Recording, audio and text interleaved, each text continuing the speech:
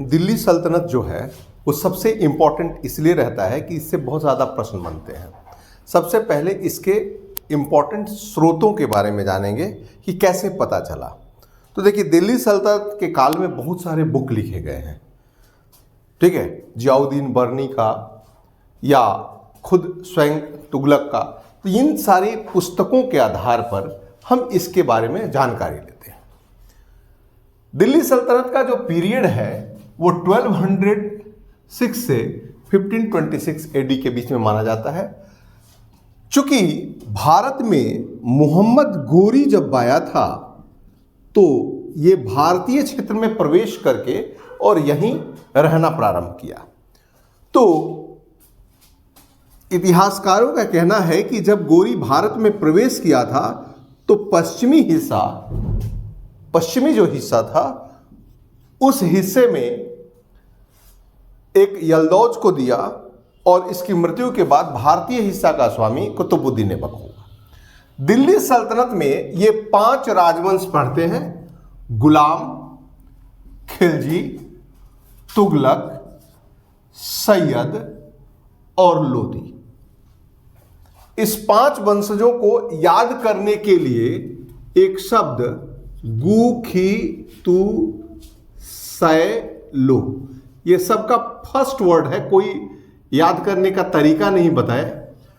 गुलाम, खिलजी, तुगलक, सैयद, लोदी। गुलाम यानी slave dynasty. अब इस 5 राजवंश में जो इंपॉर्टेंट राजा हैं उन्हीं के बारे में मैंने लिखा है और इन्हीं को आप पढ़िएगा, ज्यादा दिमाग नहीं लगाइएगा।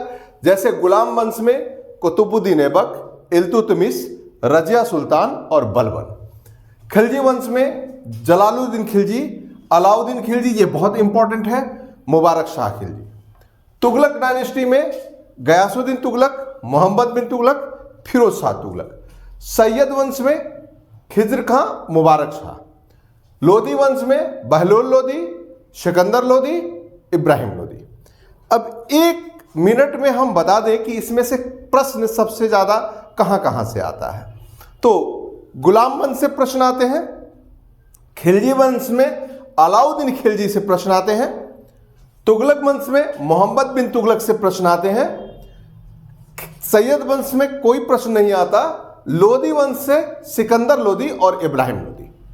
तो इस तरह से इनको पढ़ेंगे। अभी हम लोग गुलाम वंश से चालू करते हैं। गुलाम वंश यानी स्लेव डायनेस्टी। इसे क्यों कहा गया स्लेव डायनेस्टी और इसका मतलब क्या है, ये सारे हम लोग जाने। देखिए, मोहम्मद गोरी जो था वो अपनी शादी नहीं की, इसलिए गोरी के कोई संतान नहीं थे।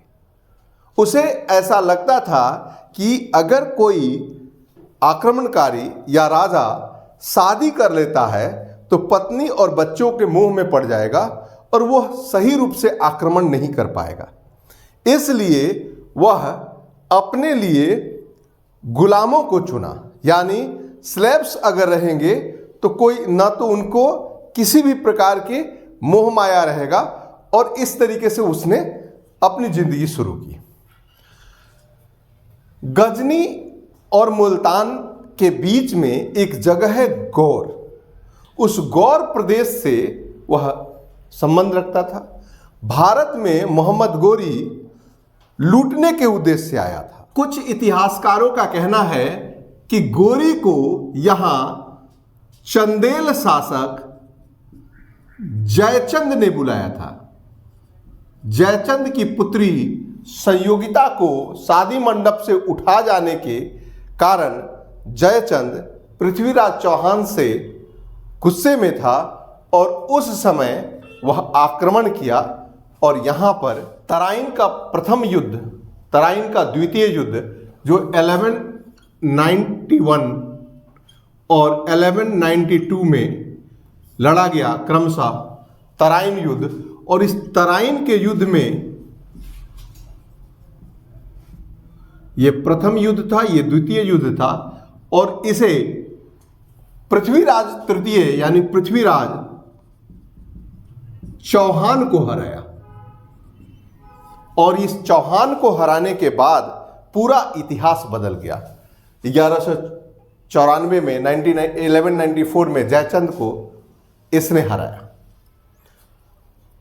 अब वह फैसला कर लिया गोरी कि मैं भारत में ही रहूंगा, क्योंकि भारतीय प्रदेश समृद्ध था। लेकिन 1206 ईस्वी में गोरी की मृत्यु हो गई और भारतीय उपमहाद्वीप यानी जितना क्षेत्र वो जीता था वह क्षेत्र और इसके पश्चिमी क्षेत्र यह यलदौज के हाथों में रह चला गया और ये कुतुबुद्दीन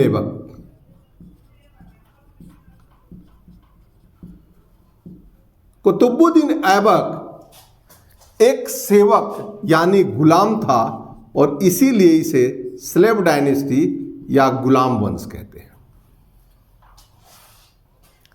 कुतुबुद्दीन ऐबक कभी भी अपने आप को स्वामी नहीं समझा, वह अपने आप को गुलाम मानता रहा और उसकी राजधानी जो थी, कैपिटल, वह लाहौर थी।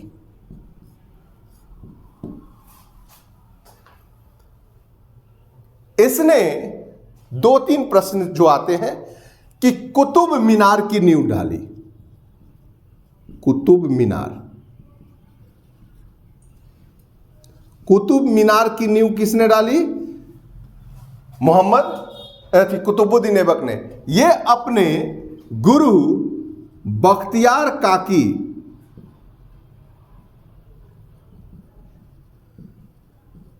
इनकी स्मृति में नींव रखी, जिसे इल्तुतमिश ने पूरा किया। कुतुब मीनार महरौली में स्थित है, महरौली दिल्ली में। यह शुरुआत में 4 मंजिला था, जिसे इसका दामाद और सक्सेसर, दामाद और भतीजा इल्तुतमिश ने पूरा किया और 4 मंजिला होने के कारण इसका वास्तविक निर्माणकर्ता इल्तुतमिश था, कुतुब मीनार। मोहम्मद बिन तुगलक के काल में इस पर बिजली गिर गई और एक मीनार जो था टूट गया। उसने टूटे हुए मीनार को हटा के 3 बचे, 2 नया मीनार बना दिया और लोदियों ने इसमें लाल पत्थर लगा दिए। तो ये कुतुब मीनार का है, ये 74 मीटर हाइट है। अब आता है कुतुबुद्दीन ऐबक। कुतुबुद्दीन ऐबक को लाख बख्श कहते हैं, लाख बख्श यानी लाखों का दान देने वाला। 1210 ईस्वी 1210 एडी में चौगान एक खेल है जिसे हम घोड़े पर पोलो कहा जाता है, हॉर्स पोलो। खेलते समय गिरने से इसकी मृत्यु हो गई। अब इसके बाद इस भारतीय प्रदेश का शासक बना इल्तुतमिश। इल्तुतमिश को गुलाम वंश का वास्तविक संस्थापक कहा जाता है।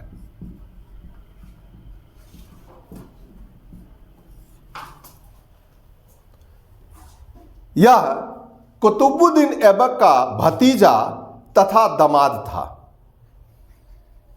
कुतुबुद्दीन ऐबक की मृत्यु के बाद इसे गद्दी पर बैठाया गया। इसने कुछ इंपॉर्टेंट काम किए, जैसे चालीसा दल का गठन,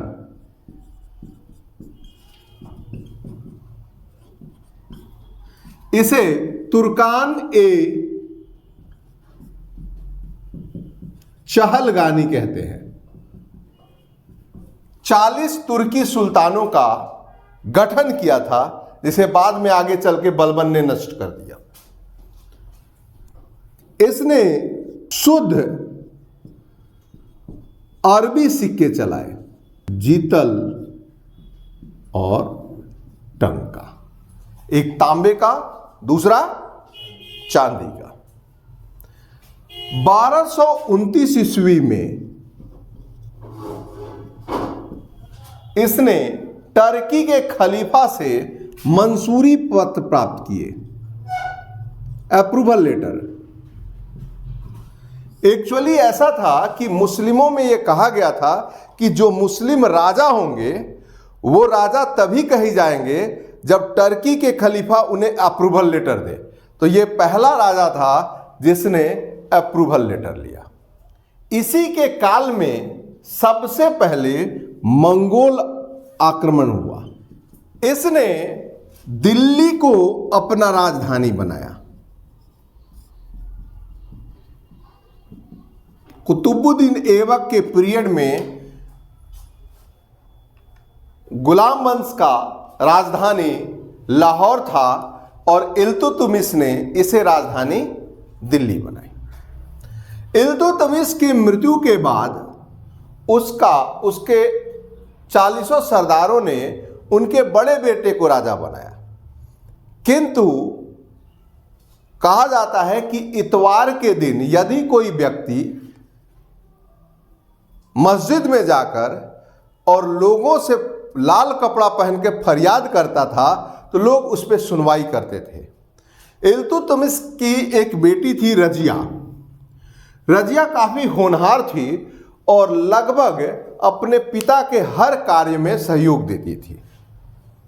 तो रजिया को वो हर उचित सलाहकार मानते थे और स्वयं इल्तुतमिश चाहते थे कि अगली सुल्तान रजिया बने।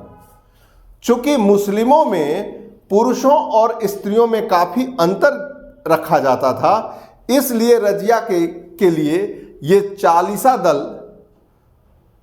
सहमत नहीं थे। परंतु इतवार के दिन आग्रह करने पर दिल्ली की जनता ने रजिया को सुल्तान बनाया। रजिया भारत की पहली महिला सुल्तान मानी जाती है। रजिया का जीवन एक नवीन एडमिनिस्ट्रेटर के रूप में आया। यह पुरुषों की तरह कोट और कुनबा पहन के चली जाती। चूंकि इस्लाम में पर्दा को सर्वोपरि माना जाता था, इसलिए 40 दल ही नहीं पूरा सल्तनत इस बात से खफा था। चूंकि सुल्तान होने से कुछ नहीं बोलते थे, परंतु रजिया के पीछे षड्यंत्र करते थे।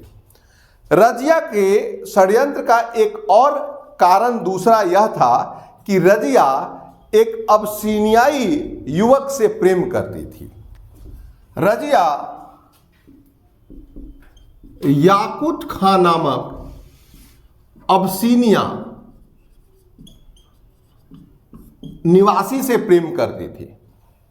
चूंकि टर्की सुल्तानों का यह सोचना था कि रजिया किसी टर्की यानी तुर्की मुसलमान से प्रेम करे, लेकिन वह अबसीनिया से प्रेम करने के कारण इसने इसे अश्वशाला यानी घोड़ा का प्रमुख बना दी गई, यानी अश्वशाला का प्रधान बना दी।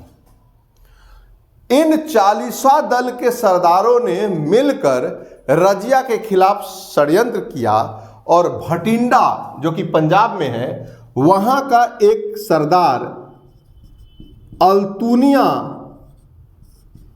विद्रोह कर दिया और इस विद्रोह को दबाने के लिए रजिया स्वयं चली गई। जहां रजिया के साथ जाने वाले अधिकतर सैनिक वे थे जो रजिया को पसंद नहीं करते थे और रजिया को अल्तुनिया गिरफ्तार कर लेता है और उसे कैद कर लेता है। इधर याकूत खान की हत्या कर दी जाती है,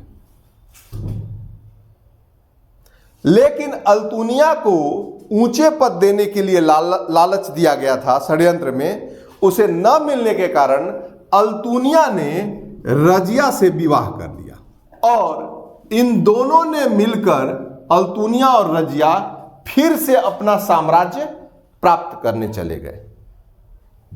परंतु रास्ते में कैथल नामक स्थान पर डाकुओं ने हत्या कर दी। इस प्रकार रजिया सुल्तान की मृत्यु हो गई। रजिया सुल्तान के बाद इल्तुतमिश के अन्य पुत्रों को रखा गया। फिर उनके एक पौत्र नसीरुद्दीन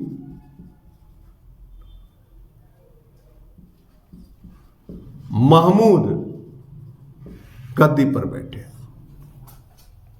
नसीरुद्दीन महमूद एक अभाग्यशाली शासक था। जियाउद्दीन बर्नी के अनुसार नसीरुद्दीन महमूद से बलबन यह चालीसा दल का एक सरदार था। इस सरदार ने अपनी पुत्री का विवाह किया। यह ऐसा शासक था कि प्रतिदिन टोपी सीता था और उसके बेचने से जो पैसे आते थे उसको अपने दैनिक जीवन में प्रयोग करता था। इसके अलावा रोज ये कुरान की आयतों को उतारा करता था। बलबन धीरे धीरे पूरे सल्तनत पर कब्जा कर लिया।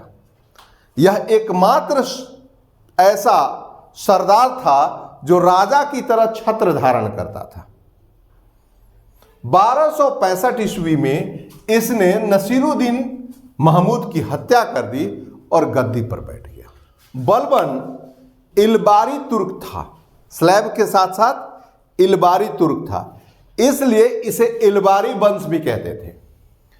बलबन 20 वर्षों तक वजीर के पद पर रहा और धीरे धीरे सल्तनत पर कब्जा कर लिया। इसके शासनकाल को कहते हैं नाइब ए खुदाई। इसका अर्थ होता है कि यह स्वयं को ईश्वर का प्रतिनिधि मानता था।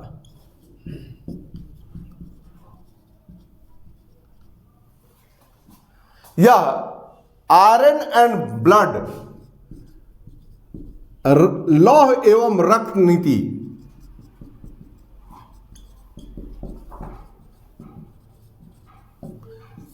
का प्रतिपादक किया। इसने इल्तुतमिश द्वारा बनाए गए चालीसा दल को ध्वस्त कर दिया, तोड़ दिया। साथ ही यह नियम लगा दिया कि कोई भी सरदार आपस में बिना मेरे इजाजत के वैवाहिक संबंध स्थापित नहीं करेंगे। फिरदौसी द्वारा लिखित शाहनामा में बताया जाता है कि वास्तविक शासक के रूप में बलबन ने शासन किया। बलबन ने गैर इस्लामिक त्योहार नौरोज की शुरुआत की। 9 दिनों तक चलने वाला यह पारसी धर्म से प्रेरित था। पर्शियन नौरोज त्योहार तथा सजदा और पाबोस नामक नई प्रथा चलाई। सजदा यानी झुक के 90 डिग्री पर सलाम करना और पाबोस यानी सुल्तान के पैरों को चूमना। इसके काल में बंगाल के सूबेदार तुगरिल खान ने विद्रोह किया। आपको एक और बता दें कि इल्तुतमिश ने एडमिनिस्ट्रेशन ठीक करने के लिए इक्तेदारी प्रथा बनाई थी और हर एक इक्ता का एक मालिक होता था। चूंकि ये लोग वेतन इक्ते में भूमि दिया करते थे, तो उस समय बंगाल के एक गवर्नर था तुगरिल खां।